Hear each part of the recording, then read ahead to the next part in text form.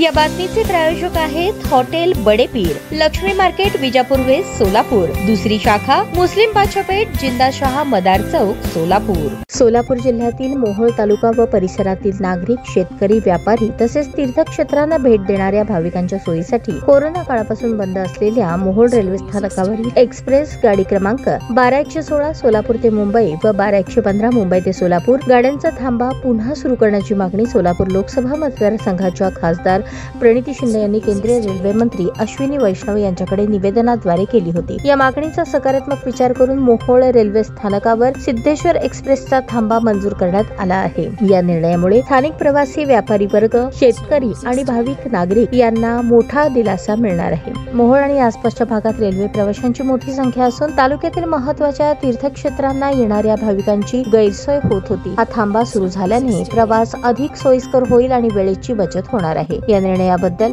मोहोळ तालुक्यातील सर्व स्तरातील नागरिक, व्यापारी, शेतकरी यांनी खासदार प्रणिती शिंदे यांच्या सातत्यपूर्ण पाठपुराव्याबद्दल मनपूर्वक आभार मानले आहेत।